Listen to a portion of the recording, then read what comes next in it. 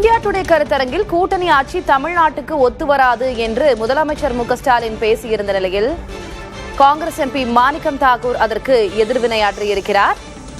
கூட்டணி ஆட்சியா அல்லது ஒரு கட்சி ஆட்சியா என்பதை மக்கள் முடிவு செய்வர் என்று மாணிக்கம் தாக்கூர் கூறியிருக்கிறார். ஆட்சி அதிகாரத்தில் பங்கு என்பதனை காங்கிரஸ் தொடர்ந்து வலியுறுத்தி வருகிறது. அதற்கு பதில் தரும் விதமாக இன்றைய இந்தியா டுடே கருத்தரங்கில் முதலமைச்சர் மு.க.ஸ்டாலின் பதிலளித்திருந்தார். ஆட்சியில் பங்கு குறித்து என்ன நினைக்கிறீர்கள் என்று கேட்டபோது தமிழ்நாட்டுக்கு ஆட்சி அதிகாரத்தில் பங்கு என்பது ஒத்துவராது, கூட்டணி ஆட்சி என்பது ஒத்துவராது என்று பேசியிருந்தார். அதற்கு காங்கிரஸ் எம்பி மாணிக்கம் தாக்கூர் தற்போது எதிர்வினையாற்றியிருக்கிறார். கூட்டணி ஆட்சியா அல்லது ஒரு கட்சி ஆட்சியா என்பதனை மக்கள் முடிவு செய்வார்கள் என்று மாணிக்கம் தாக்கூர் எதிர்வினையாற்றியிருக்கிறார். அண்மை செய்தியாக பார்க்கிறோம்.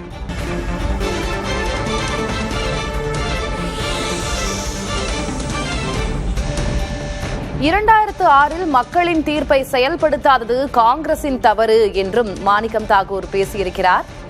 கூட்டணி ஆட்சியா அல்லது ஒரு கட்சி ஆட்சியா என்பதனை மக்கள் முடிவு செய்வார்கள் என்று காங்கிரஸ் எம்பி மாணிக்கம் தாக்கூர் பேசியிருக்கிறார். கூட்டணி ஆட்சி இல்லை என்ற முதலமைச்சர் மு.க.ஸ்டாலினின் பதிலுக்கு தற்போது எதிர்வினையாற்றியிருக்கிறார் காங்கிரஸ் எம்பி மாணிக்கம் தாக்கூர். அண்மை செய்தியாக பார்க்கிறோம்.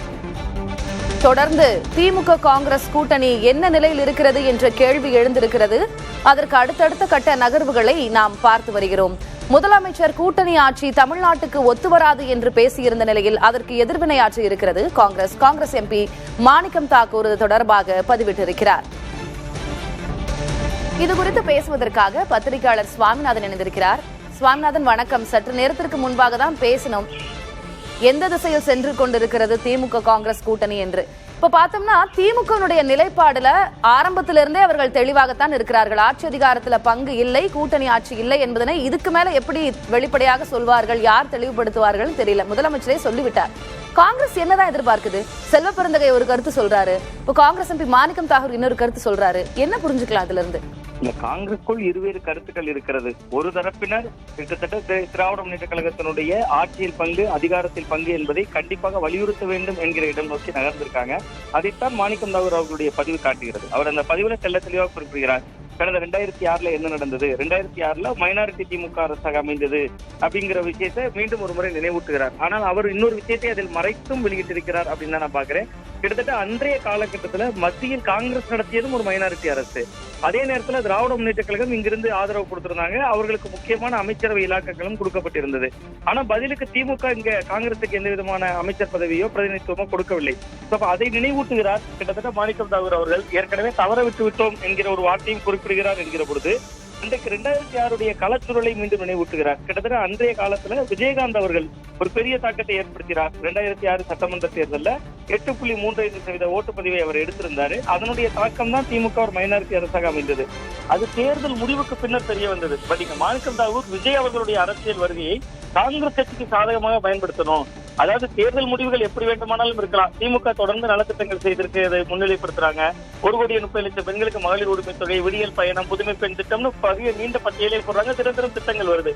தேர்தல் முடிவுகள் எப்படி வேண்டுமானாலும் இருக்கலாம். பட் 2006 சூழலை முன்னிறுத்தி, விஜயனுடைய அரசியல் வருகையை முன்னிறுத்தி கிட்டத்தட்ட ஆரம்ப கட்டத்திலேயே ஆட்சியில் பங்கு, அதிகாரத்தில் பங்கு என்கிற இடம் நோக்கி அவர்களை நகர்த்தணும் அப்படிங்கக்கூடிய அழுத்தம் மாணிக்கம் தாக்கூர் போன்றவற்றிலிருந்து வெளிப்படுது. பட் இந்த மாணிக்கம் தாக்கூருடைய குரலாக மட்டுமே நம்ம எடுத்துக்கொள்ள வேண்டியதில்லை. ஏன்னா டெல்லியில அகில இந்திய தலைமையை சந்தித்து விட்ட பின்புதான் பேசுகிறார்கள். 70 நாட்கள் ஆகிவிட்டது நாங்கள் முதல்வரை சந்தித்து, இன்னும் குழு அமைக்கவில்லை என்கிற போன்ற வாத பிரதிவாதங்கள் வருது அதுல. பட் அதுக்கு பின்பே 22ஆம் தேதி முதல் பேச்சுவார்த்தை தொடங்குவோம், ஒரு குழுவை அமைக்கப்படும் என்று திமுக தரப்பு அறிக்கை விட்டுட்டாங்க. பட் அந்த ரெண்டுக்கும் இடையில இருக்கக்கூடிய இடைவெளியை பாருங்களேன், ஒரு 11-12 நாட்கள் இடைவெளி இருக்கு.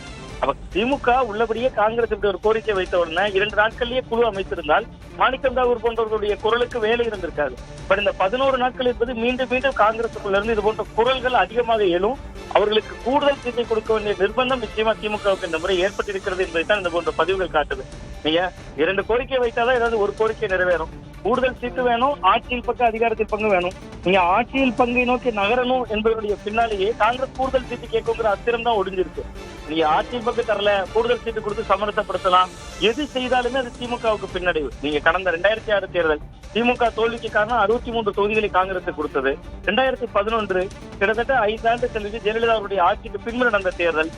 வழக்கமாக ஆட்சி மாறும் 5 ஆண்டுக்கு ஒரு முறை. அந்த முறை மாறாததுக்கு காரணம் காங்கிரஸ் கொடுத்த எண்ணிக்கை 41. இப்ப கடந்த 2021 25 சீட்டு தான் கொடுத்திருக்காங்க. சோ அந்த சீட்டை விட குறைந்து விடக் கூடாது என்கிற பதட்டம் காங்கிரஸ் இருக்கு. அதை அதிகப்படுத்தணும். ஆட்சியில் பங்கு அதிகாரத்தில் பங்கு என்று இவர்கள் பேசுவதை டெல்லி தலைமை அனுமதித்துதான் பேசுறாங்க அப்படின்னு தான் நான் பாக்குறேன். நிச்சயமாக. ஏன்னா திரு செல்வ பெருந்தகை ஒரு தன்மையான ஒரு குரல் எடுக்கிறார். ஆனால் மாணிக்கம் தாக்கூர் எம்பியுடைய பதிவு அது கொஞ்சம் காட்டமாக இருக்கிறது. இப்போ இந்த இருவரில் ராகுல் காந்தியினுடைய குரல் யாருடைய குரல் அப்படின்றதையும் நம்ம பார்க்க வேண்டியிருக்கு. நன்றி திரு சுவாமிநாதன், இணைப்பில் வந்து உங்களுடைய கருத்துக்களை பகிர்ந்து கொண்டமைக்கு.